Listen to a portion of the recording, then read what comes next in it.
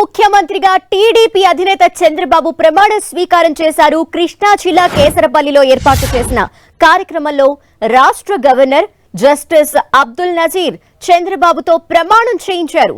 చంద్రబాబు ముఖ్యమంత్రిగా ప్రమాణ స్వీకారం చేయటం ఇది 4వ సారి. అనంతరం మంత్రులతో గవర్నర్ ప్రమాణ స్వీకారం చేయించారు.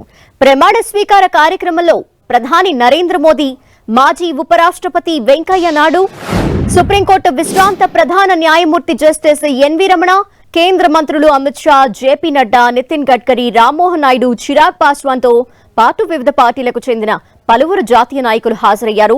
సినీ ప్రముఖులు చిరంజీవి, రజనీకాంత్ దంపతులు, రామ్ చరణ్ తదితరులు చంద్రబాబు ప్రమాణ స్వీకారానికి తరలివచ్చారు. ఉమ్మడి ఆంధ్రప్రదేశ్ లో 2 సార్లు, విభజన ఆంధ్రప్రదేశ్ లో 1 సారి సీఎంగా పనిచేసిన చంద్రబాబు 4వ సారి ముఖ్యమంత్రిగా ఇవాళ ప్రమాణ స్వీకారం చేశారు.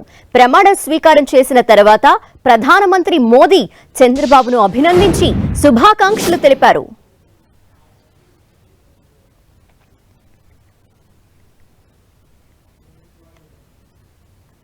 చంద్రబాబు నాయుడు అనే నేను శాసనం ద్వారా నిర్మితమైన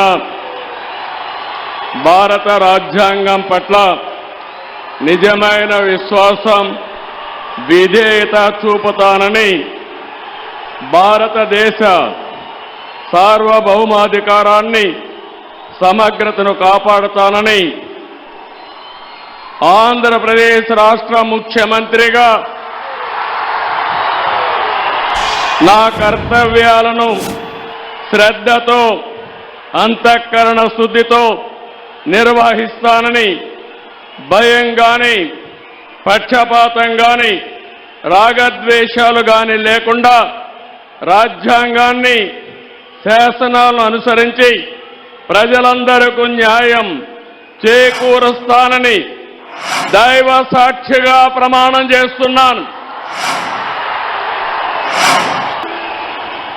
నారా చంద్రబాబు నాయుడు అనే నేను